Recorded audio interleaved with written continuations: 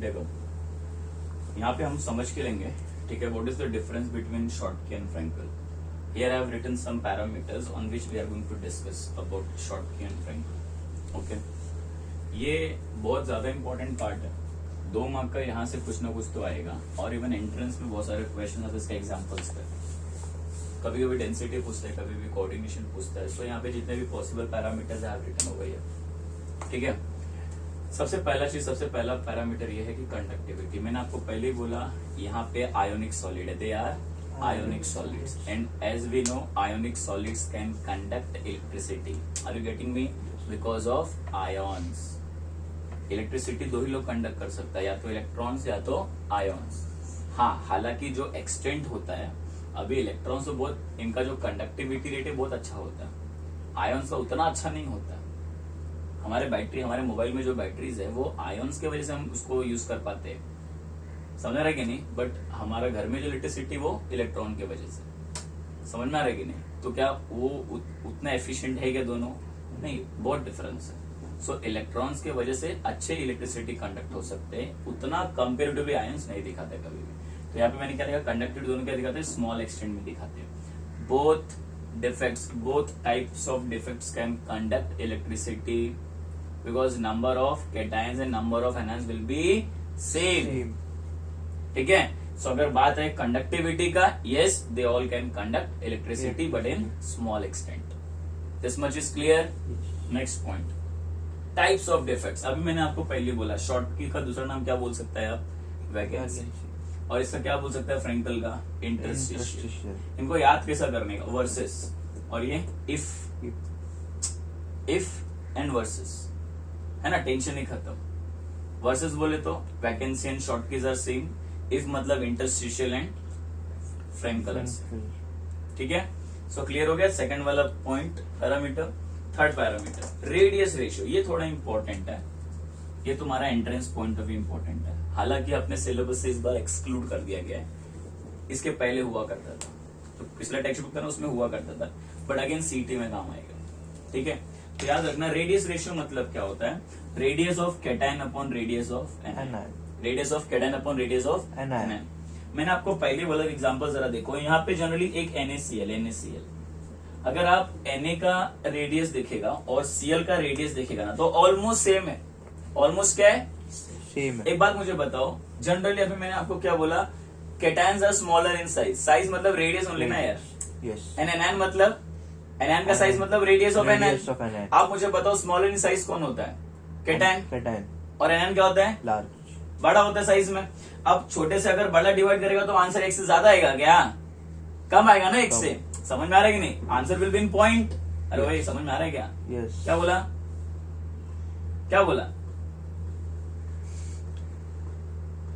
यहाँ पे ध्यान दे, आइटम बारे में सोच रहे, इधर देखना, कैटायन और एनायन, समझ में आ रहा है कि नहीं। अगर कैटायन का साइज छोटा है एनायन से, बराबर है, तो कैटायन क्या होगा, बट ऑब्वियसली अगर मैं इसको डिवाइड करूंगा, अरे छोटे नंबर को बड़े नंबर से डिवाइड करेगा तो 1 से ज्यादा आंसर आता है क्या, 1 से कम आएगा ना। हमेशा पॉइंट में आंसर आता है, देखना आप कभी भी आयोनिक सॉलिड को आयंस को डिवाइड करो, कभी भी 1 से ज्यादा नहीं आएगा आपको, और 1 से ज्यादा आया वो आयोनिक सॉलिड नहीं, वो कोवैलेंट सॉलिड माने गए। समझ में आ रहा है क्या। So radius ratio of ionic solid always less than 1, it can not be 1। क्यों सर, अरे भैया कैटायन एनायन का साइज सेम होता है क्या, cations are lesser, I mean smaller in size compare to anion, so we can not get 1।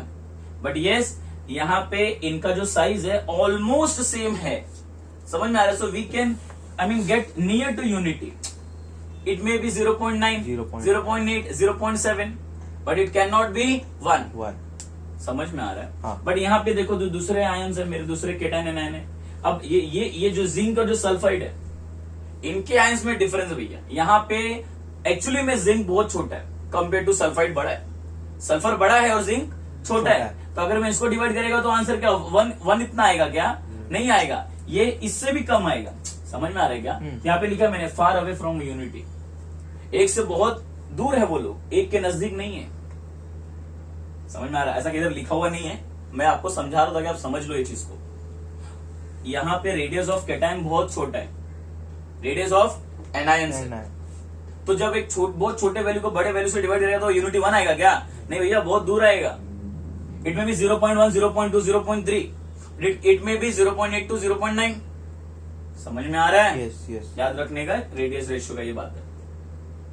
Because of radius ratio we can also find out coordination number in geometry. वो radius ratio का बात है, अभी तो फिलहाल इसमें नहीं मैं इंक्लूड कर रहा हूं, वो अलग चीज है। ठीक है, आगे देखते हैं। कोऑर्डिनेशन नंबर, इसके अंदर कोऑर्डिनेशन नंबर हाई होता है। किसके अंदर?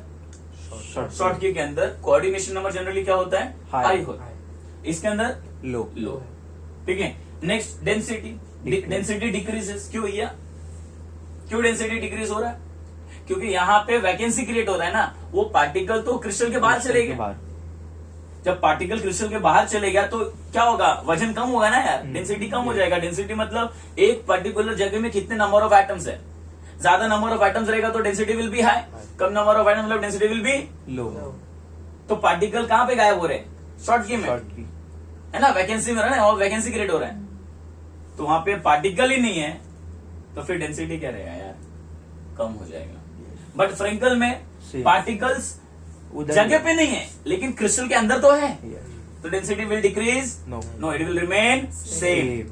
क्वेश्चन आता है इसके ऊपर कि कौन सा टाइप का क्रिस्टल में डेंसिटी डिक्रीज होता है और किधर सेम होता है। ये क्वेश्चन आता है, इसके लिए इंपॉर्टेंट है, याद रखना डेंसिटी पे। Next, the stability of crystal. आप सोचते रहेंगे सर दोनों में डिफेक्ट्स आ रहा है, बट कंपेरेटिवली कौन ज्यादा स्टेबल है? अब मुझे बताओ, यहाँ पे वैकेंसी क्रिएट हो रहा है, शॉर्ट की में वैकेंसी पार्टिकल से निकल जा रहा है, तो मुझे बताओ वहां पे ज्यादा वॉइड्स आ रहा है कि नहीं? Voids are more. अगर वॉइड ज्यादा है तो स्टेबिलिटी अच्छा रहेगा क्या? कम हो जाएगा स्टेबिलिटी। Are getting me? हाँ। और इधर क्या रहेगा? इधर इसके कंपैरिजन में, शॉर्ट की कंपैरिजन में Frenkel defects are more stable, because वहां पे ज्यादा वॉइड्स फॉर्म नहीं हो रहा है। याद रखने का। Last we have examples. आपको मैंने याद करने का तरीका देखो। शॉर्ट की जनरली कौन फॉर्म करता है? Group 1 elements. कौन फॉर्म करते हैं? Group 1 elements. Group 1 elements generally forms what? Short के डिफेक्ट्स। समझ में आ रहा है? और फ्रैंकल जनरली कौन फॉर्म करता है? ऐसे याद रखो, डी ब्लॉक एलिमेंट्स। क्लियर है? ये आपको एक तरीका समझा रहा हूं, अगर गेस करने कभी आया, 4 ऑप्शन दिया रहेगा तो वहां पे दिमाग चलना चाहिए, दौड़ना चाहिए। So this is what all about your stoichiometric defects. That is